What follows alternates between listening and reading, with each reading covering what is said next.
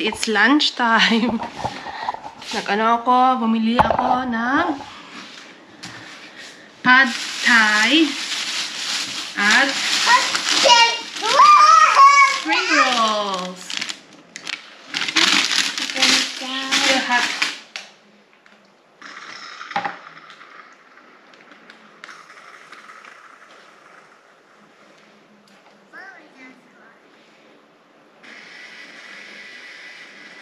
Snowy Dobby. Yung binili ko po guys ay pad thai with shrimps. Po siya. Ay. Hati na kami ng asawa ko nito. Kasi malaking serving eh. Good for 2 persons. So, yan. Mahilig ako maglagay ng sweet chili. Now you eat first. Don't use chili. It's sweet chili. But it's not tasty. It's still fire and still hot. Still fire and still hot. Yes, it's spicy a little bit. But it'll make you have our mouth. Yeah, a little bit. So, and grip that. Come on, give it to me. Mmm.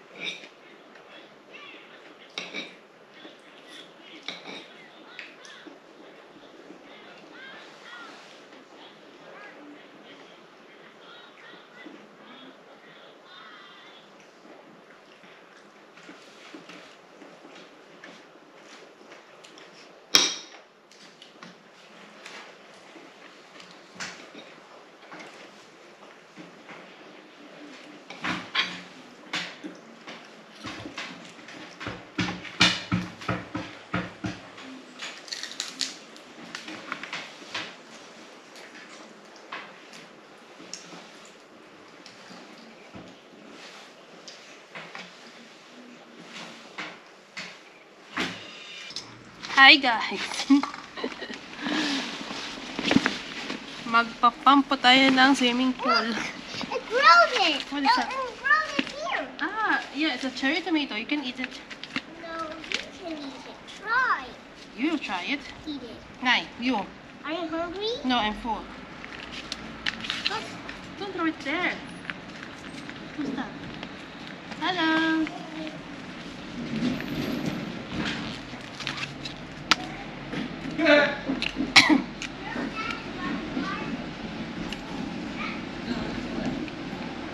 Thank you very much. It's so tasty.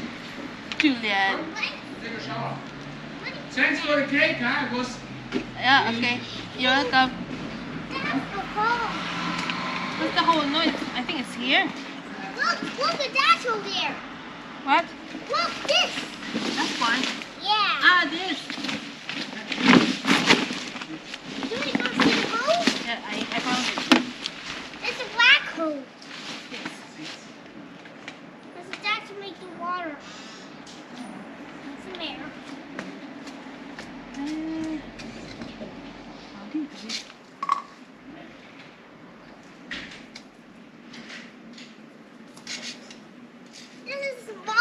for you. Small.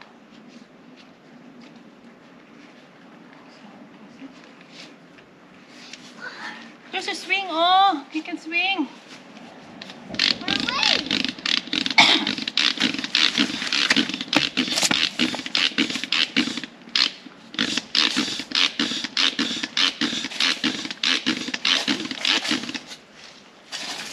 It's swinging. Not high enough. Not deep. Not deep one. Not a deep one. Okay.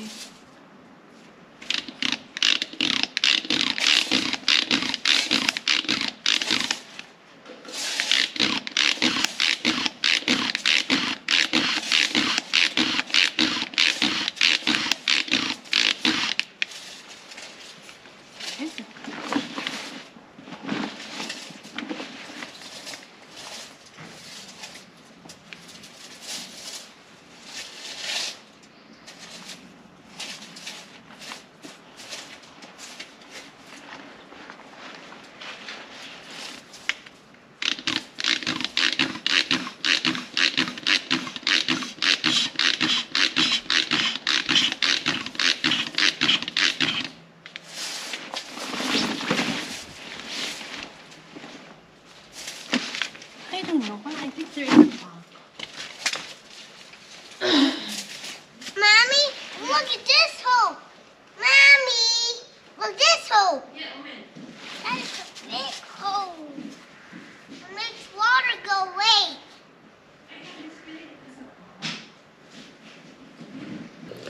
Hi guys! Ayan, nandito tayo sa taas guys. Umakyat po ako. Umakyat kami ni Julian sa taas at si Papi bumaba. Finally bumaba siya. Actually, niya na, free time niya na. Andito siya sa bahay. Po kasi siya, nag-home office. Sabi niya sa akin, hindi na daw siya busy sa trabaho. So, pwede niya na, puntahan or tulungan niya ako doon sa baba. So, ayun, nandun siya sa baba. Pinapump niya yung pool. Ayun. Nahirapan ako mag-pump. Ay, para ako na, yung patience ko parang, ay, hindi ko to kaya. Ay, ikaw na. I give up. Ayun, so, siya na nag-pump sa baba. So, hopefully, later, ma-assemble na at mailagay, yung pool namin, may tubig na sa loob, kasi sabi ko sa kanya, after niya i-pump yung kailangan niya kasi i-pump yung circle, yung around sa pool. Then, ayun, tingnan natin kung matapos niya ngayon at mailagay niya yung tubig. Daw siya, bubuhusan, hindi bubuhusan. Yung, i-on niya yung gripo kasi may water hose kasi kami. So, para madali yung, mapuno yung tubig sa pool. Mapuno ang tubig sa pool. So, ayun, we'll see. Hopefully, na magamit namin mamaya. So, ayan, hintayin na lang natin until later kung ma-fix ba ni Papi ang pool. For now, muna kami ni Julian, magsisiesta, mag-afternoon nap kasi si Julian napapagod na siya. He's tired kasi in the morning nandun siya sa playgroup, and then ayan, nandito siya sa bahay, so naglalaro siya dito sa bahay, then medyo naging sensitive at parang medyo iyakin at sensitive, ayan. So sabi ko sa kanya, Lala, let's take a nap kasi I think you're tired, and then ayun, cooperate naman siya. So yeah, we'll have a nap first, and then after nap, tingnan natin kung ma-assemble ba ni Papi ang pool. Hi guys, may check kami sa baba. May inassemble si Papi sa labas. Yan guys, oh, ayun yung blue.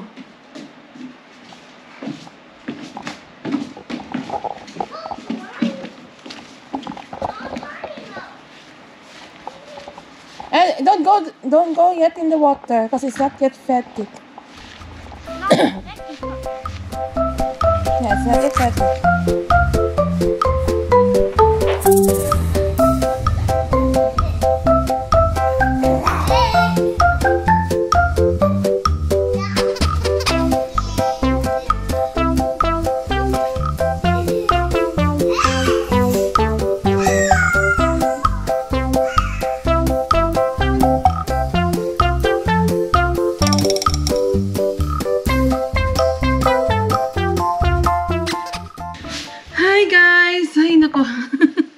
Galing kami sa baba, guys. Nagano kami, nag-pool.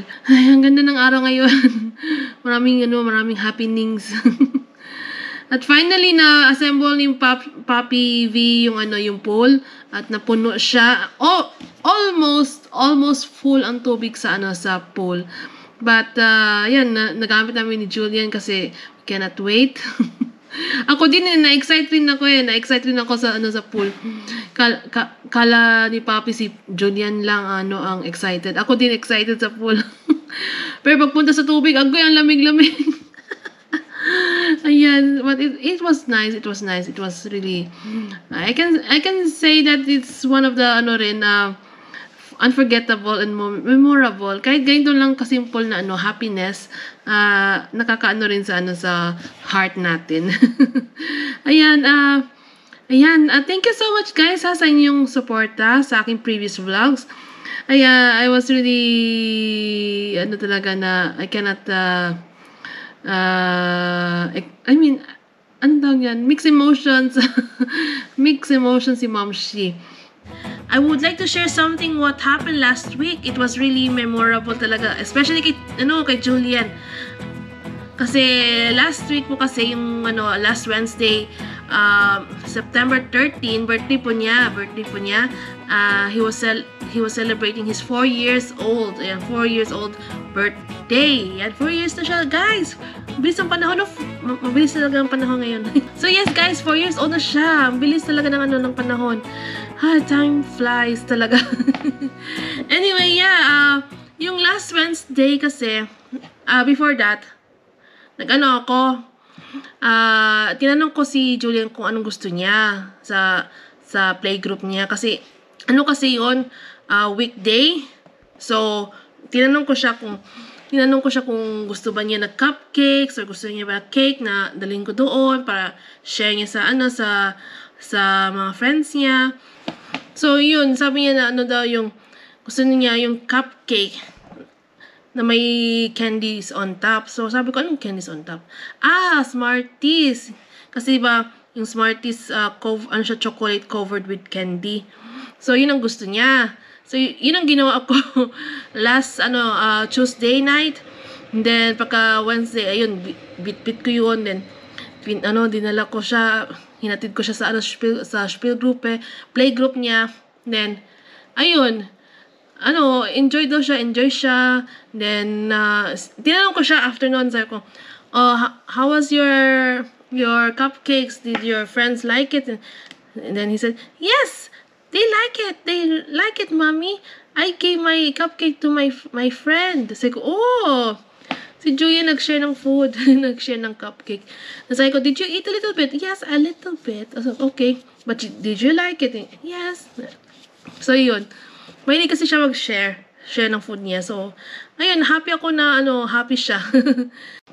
Then, yung last weekend, nag-celebrate kami ng birthday niya. Yung family, then, including his close friends. Hindi ako talaga na mag-invite ng maraming tao kasi, ayoko din na maraming... Dati kasi, kapag mag-party kami dito, ayan, invite na maraming, ganyan. Nowadays, when you have a family, you just invite the ones that you are close with, and then lalo na birthday ng anak ko, so gusto ko friends niya, so close friends niya. So ayun, ang in-invite namin yung playgroup, yung few of his playgroup friends, then yung ibang playgroup friends niya dati na nandun na sa kindergarten, in-invite namin kasi palagi niya hinahanap eh. It was really nice. Kasi andun yung pool, yung swimming pool namin, yung portable swimming pool. Then andun yung mga bata, enjoy sila. As in, talaga yung yung garden namin. Then basta ang importante kasi sa birthday, especially sa celebrant, na masaya siya, na talaga sa mind niya na ay, ang sarap ng birthday ko. Talaga, memorable talaga ang birthday ko. So, yun ang ko talaga sa kanya. Ko talaga na your birthday is so, special. What do you say? You hug. Oh, hug.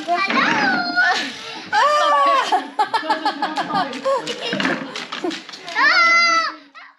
Happy birthday to you. Over there? Happy birthday to you.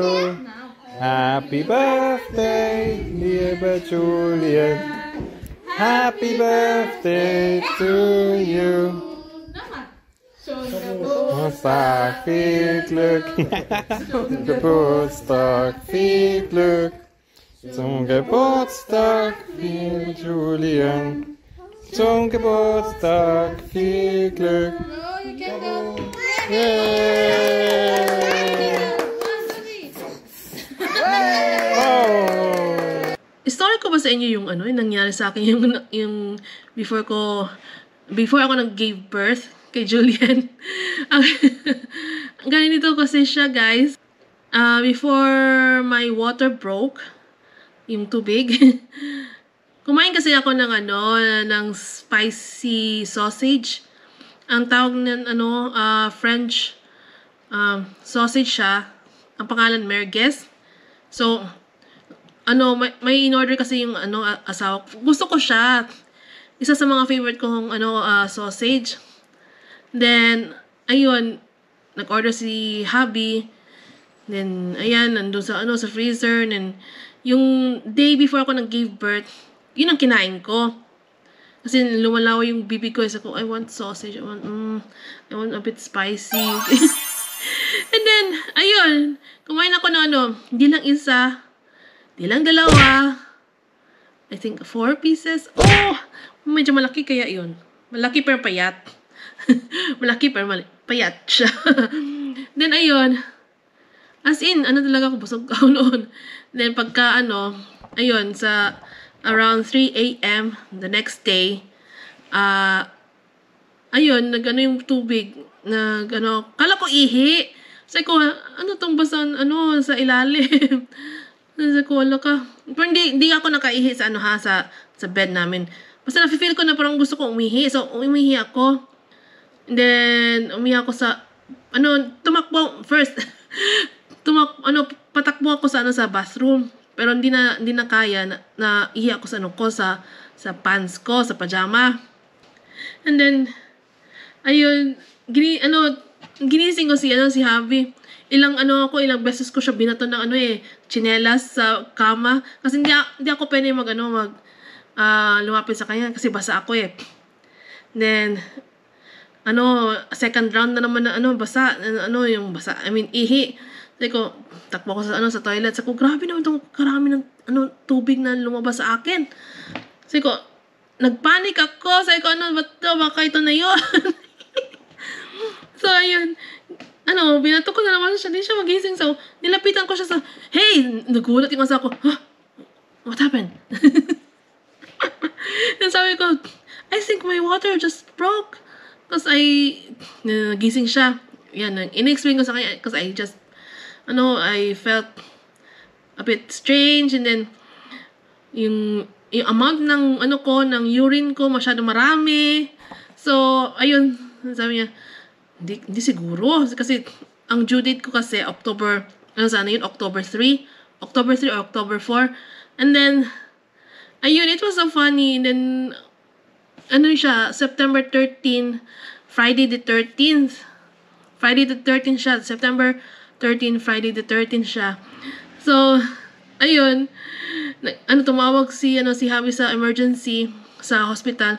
Sabi ng na in-explain niya, and then sabi ng first na observe muna. Pero pero sinabihan ko sa kanya na 2 beses na lumabas yung tubig. Observe pa ba tayo? Teka, observe pa ba tayo na 2 beses na lumabas ng tubig? Masyadong marami.